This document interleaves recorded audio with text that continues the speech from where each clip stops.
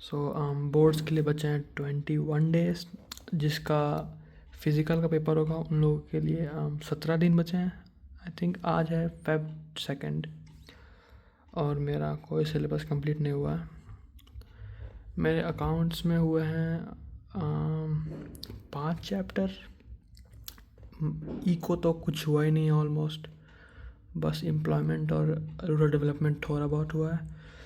Business में 1 chapter, English में कुछ भी नहीं। और एफएमएम जिसको ना पता हो, financial market management, it's a pretty new subject. ज़्यादा लोगों का होगा भी नहीं, किसी को तो पता भी नहीं होगा इस सब्जेक्ट के बारे में, जो कि है 28 को। और मुझे पता भी नहीं कि मैं कैसे ख़त्म करने वाला हूँ। 21 दिन बचे हैं बस। बट इतना है कि मैं अकाउंट्स में पास होने लायक तो मैंने हो चुका है। शेयर और डिवेंचर ठीक ठाक हो चुका है। और फंडामेंटल्स तो अगर मेरा लक अच्छा हुआ तो 30 तक आ सकते हैं अकाउंट्स में। बट अकाउंट्स में मैंने साल भर इतना ज़्यादा फोकस किया है कि मैंने बाकी सब्जेक्ट को छुआ ही नहीं है, बिल्कुल भी छुआ ही नहीं है। इको तो मैंने छुआ ही नहीं है।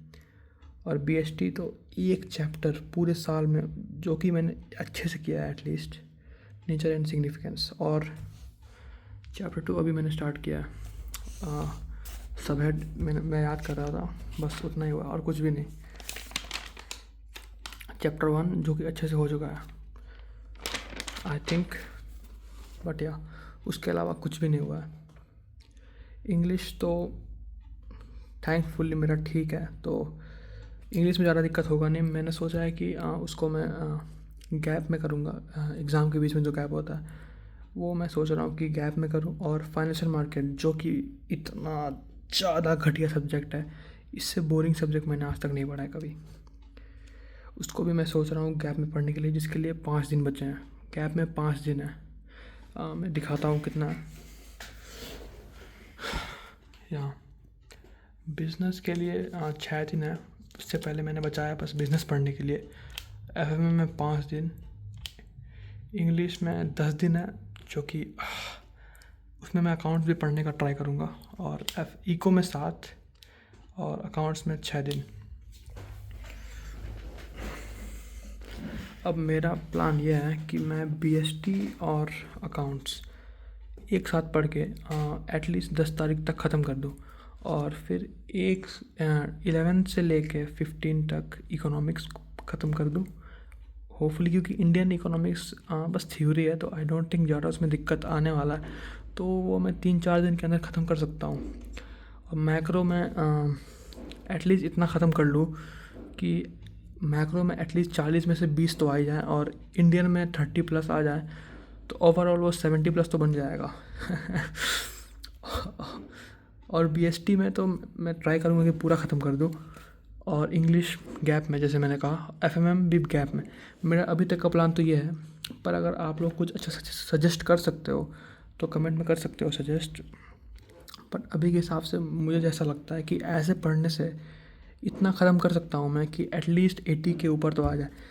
90+ कुछ लोग कहेंगे कि या it's still possible, it's not impossible, but सबको पता है 15-20 दिन के अंदर 90+, इट्स नियरली इम्पॉसिबल। बहुत ज़्यादा मुश्किल होगा वो करना। और उसी बीच मेरा एक प्रैक्टिकल एग्ज़ाम अभी बचा हुआ है, जो कि 6 तारीख को है बीएसटी का। सो 90+ तो मुझे नहीं लगता अब पॉसिबल भी है, बट 80 आई थिंक अभी भी पॉसिबल है, बिकॉज इंग्लिश है मेरे पास। तो इंग्लिश जो कि मुझे काफ़ी इजी लगता है, वो मैं इंग्लिश की वजह से आई थिंक 80 तो अभी मैं कर सकता हूँ, पर 90 नियरली इम्पॉसिबल। प्रैक्टिकल में अभी तक जितने भी गए हैं मेरे, ऑलमोस्ट सारे सब्जेक्ट में, अकाउंट्स में आई थिंक 17 तक आ जाएगा, पर उसके अलावा आई थिंक सारे सब्जेक्ट में 19 या फिर 20 ही आएंगे। बिजनेस बचा हुआ है, होपफुली अच्छा जाए। और थैंकफुली एफएमएम के जो टीचर थे मेरे, एफएमएम फाइनेंशियल मार्केट मैनेजमेंट, उनके टीचर और बिजनेस के टीचर दोनों सेम होने वाले हैं। और एफएमएम वाले टीचर कितने अच्छे थे वो, उन्होंने फ्री में मार्क्स दे दिया। लाइक लास्ट में जो एफएम में होता है कि स्टॉक मार्केट का एक ऐप होता है, उसके बारे में पढ़ा जाता है। तो उसके जो प्रैक्टिकल में इंटरनेट काम ही नहीं कर रहा था, तो उन्होंने फ्री में नंबर दे दिया। तो होपफुली बीएसटी में भी ऐसा कुछ ही हो और मतलब अच्छा जाए बीएसटी। तो उसमें मेरा टेंशन है नहीं, अभी प्रैक्टिकल्स का टेंशन मेरे पास है नहीं ज़्यादा, क्योंकि मैंने फर्स्ट चैप्टर तो पढ़ ही लिया है, नेचर और सिग्निफिकेंस, तो उससे अच्छा खासा चला जाएगा और फाइल में रीड कर लूँगा तो हो जाएगा। बट उसके अलावा मुझे लगता है कि सारे प्रैक्टिकल्स में एटलीस्ट 18 से ऊपर तो आ ही जाएंगे। तो वैसे लेके अगर जाऊँ तो अगर बीएसटी में मैंने थ्योरी में अगर मैंने एटलीस्ट 60 भी स्कोर कर दिया तो आराम से 78-79 आ जाएगा। और बाकी इकोनॉमिक्स में भी मेरा वही प्लान है, क्योंकि मेरा प्रैक्टिकल ठीक ठाक गया था। अकाउंट्स में एटलीस्ट मेरा गोल है कि थ्योरी में एटलीस्ट 50 लाने का कोशिश करूँगा। सो उस होपफुली कर पाऊँ, मुझे लगता है कि हो भी जाएगा, क्योंकि अभी कुछ चैप्टर्स इजी हैं, जैसे कि मैं दिखाता हूँ, ये रहा। तो फंडामेंटल्स मेरा हो चुका है, फिर गुडविल में करने का सोच रहा हूँ नेक्स्ट, फिर पीएसआर, एडमिशन बहुत टफ है, तो मैं सोच रहा हूँ कि उसकी जगह रिटायरमेंट और डेथ कर लूँ। अभी मैंने सोचा नहीं है, अगर आप लोगों को पता हो कि इसमें से मुझे कौन सा करना चाहिए, एडमिशन या फिर रिटायरमेंट, तो कमेंट करके ज़रूर बताना। उसके अलावा तो शेयर डिबेंचर मेरा हो चुका है, फाइनेंशियल स्टेटमेंट्स और कंपैरेटिव कॉमन सेंस हो चुका है, रेशियो और कैश फ्लो बचा है। कैश फ्लो मैंने सुना बहुत ज़्यादा हार्ड है, तो मुझे पता नहीं कि मैं क्या करने वाला हूँ उसके लिए। तो मैं रजत अरोरा सर का जीएनजी सीरीज़ फॉलो तो कर रहा हूँ, पर पता नहीं, चैप्टर 1 मैंने पढ़ा अकाउंट्स का और क्वेश्चंस लग तो रहे हैं मेरे से, पर अभी भी मुझे डाउट हो रहा है कि ऐसा फील हो रहा है कि उसमें कुछ ना कुछ छूट रहा है। सो सुनील पांडा सर उसके साथ में इंपॉर्टेंट क्वेश्चंस भी लगा रहा हूँ, तो फंडामेंटल से क्वेश्चन मेरे से लग तो जा रहा है। अभी मैंने रिसेंटली कंप्लीट किया है, आज सुबह ही कंप्लीट किया है वैसे fundamentals. So but share debenture तो अच्छे से हो चुका है, टफ से टफ क्वेश्चंस भी लग जा रहे हैं अब तो।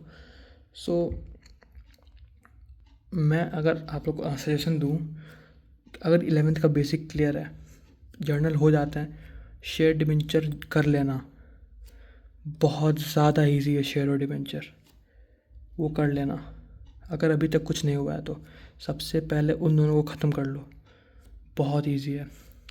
उसके बाद करो कंपैरेटिव कॉमन साइज़ और फाइनेंशियल स्टेटमेंट्स भी, इसमें बैलेंस शीट है, उसको रीड करना है। दिखाता हूँ एक सेकेंड, ये इसको रीड करना है, जो कि ज़्यादा हार्ड है नहीं, रोज़ रीड करना हो जाएगा। इसको ख़त्म करो, फिर करो फंडामेंटल्स। देखने में वो चैप्टर बहुत हार्ड लगता है, पर नहीं है। अगर नहीं है 11th क्लियर तो फंडामेंटल्स के लिए फाइनल अकाउंट्स कर लेना 11th का, वो यूट्यूब पे वन शॉट मिल जाएगा, उससे कर लेना। छोटे वन शॉट से करना 1 घंटे वाले से। उसके बाद करना फंडामेंटल्स। इसके बाद एटलीस्ट इतना हो जाएगा कि 40 तक तो आ ही जाए। इसके बाद करना जो कि स्कोर करने के लिए पढ़ना। अभी अगर नहीं हुआ है तो पास होने के लिए इन सारों को कर लो, फिर पढ़ना स्कोर करने के लिए, जो कि मैं दिखा देता हूँ एक बार फिर। ये है, मैंने सब बना के रखा है, बस इसको फॉलो कर लो, इसको देख लो एक बार और सोच लो कौन सा पढ़ना है कौन सा नहीं पढ़ना है। स्क्रीनशॉट ले सकते हो। तो हाँ, अभी तक तो यही है मेरा प्लान। अब देखते हैं कि इसमें क्या कर सकता हूँ। मैं ट्राई करूँगा रोज़ वीडियोस अपलोड करने के लिए। I don't know how consistent I will be, but या आई विल ट्राई। और उसके अलावा नहीं, बस इतना ही था, बस इतना ही बताना था मुझे। चाहो तो सब्सक्राइब कर सकते हो। वैसे तो मैं कहूँगा वीडियो देखने से अच्छा भी पढ़ना ज़्यादा ज़रूरी है। स्ट्रैटेजी वीडियोस मत देखो, अब सारे फालतू होते हैं। ऑलमोस्ट एवरी स्ट्रैटेजी वीडियो मैंने अब तक देखे हैं, बस एक ही चीज़ को लोग हर वीडियो में बोलते हैं।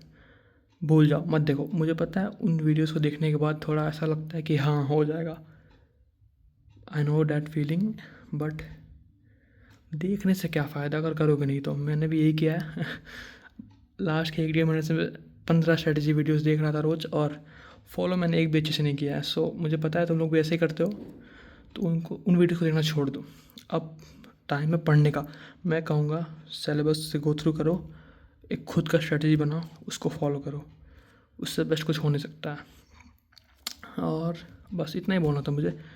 बेस्ट ऑफ लक, ट्राई करो, पढ़ना चालू करो, अभी तक नहीं किया है तो बस। हाँ, और अगर पीक एग्ज़ाम पहला है तो सॉरी, मैं उसके लिए तो कुछ बता नहीं सकता क्योंकि मेरा है ही नहीं वो सब्जेक्ट। पर अगर एफएमएम का कुछ है पहला और प्रैक्टिकल अभी हुआ नहीं है तो कमेंट कर सकते हो, मैं बता दूंगा क्या क्या आया था क्वेश्चंस। हाँ, इतना ही बताना था मुझे। Thank you for watching. मैं अपलोड करने का ट्राई करूँगा, और बाय।